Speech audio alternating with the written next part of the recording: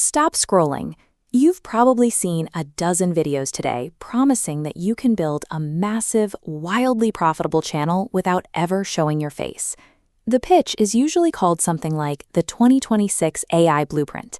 It claims that by stacking tools like HeyGen and Kling, you can churn out endless content and achieve infinite scale without buying a camera, setting up a light, or even speaking a single word. But before you hand over your credit card for a dozen monthly software subscriptions, you have to weigh a major trade-off between output volume and authentic connection. On this decision tree, the top goal is make money online with video. The traditional route creates a personality-driven creator. You build immense trust, but production is bottlenecked.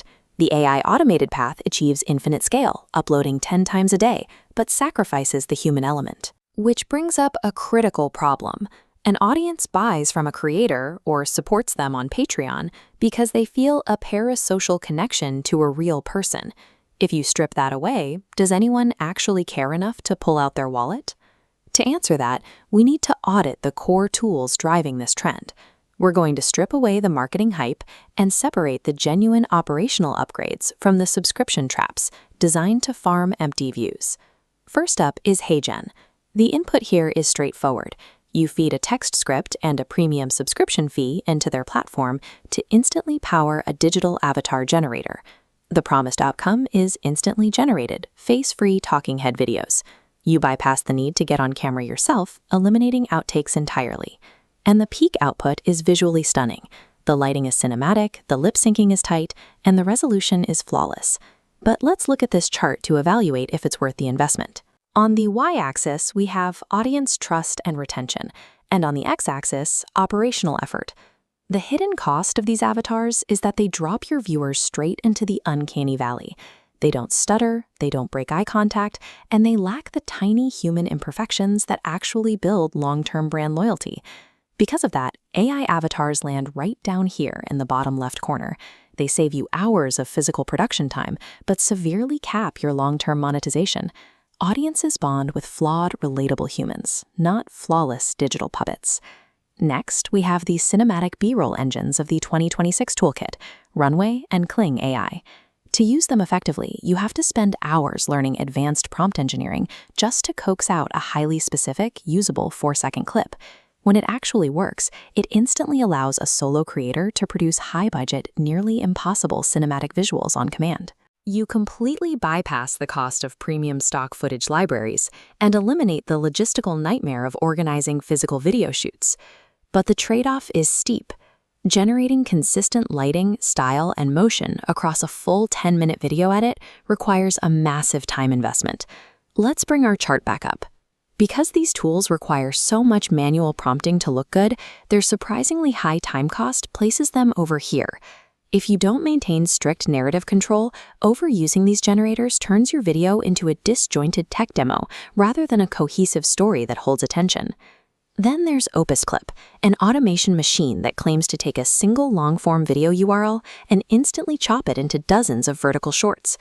Looking at our matrix again, opus.pro drops straight into the low-trust, low-effort zone. Automated clipping floods feeds with generic hooks and awkward pacing.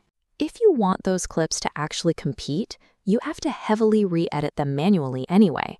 Finally, there's vidIQ, the analytics tool many creators treat as an oracle for finding viral topics based on rising search volume.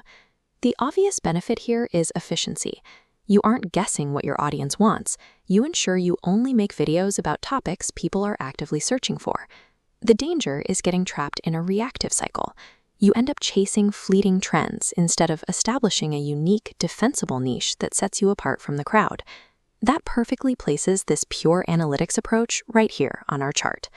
Relying strictly on algorithms to dictate your ideas and automated tools to do your editing makes you a passenger in your own creator business, not the driver.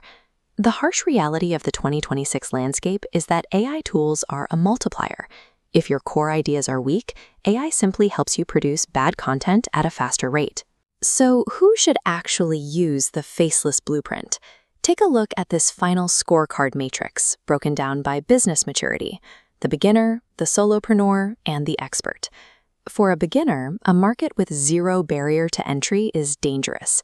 Competing with purely automated tools fails because thousands are running the exact same script. Our verdict: beginners should avoid the fully faceless trap entirely. For solopreneurs, the calculation changes. You can use automated clipping and trend analytics to scale your top-of-funnel reach, but only if you take the hours you saved and reinvest them. Proceed with caution. That saved time must go directly into manually building community engagement to maintain trust. Finally, experts. Creators with a mature business already have the foundational storytelling skills to selectively deploy AI B-roll generators to grab shots that would otherwise be impossible. For them, it's a green light. Strict quality control allows an expert to elevate their production value without letting the AI overwhelm the narrative. The bottom line is that the next few years won't be dominated by entirely AI creators. The future belongs to fiercely human creators who use AI to eliminate operational friction while doubling down on genuine authenticity.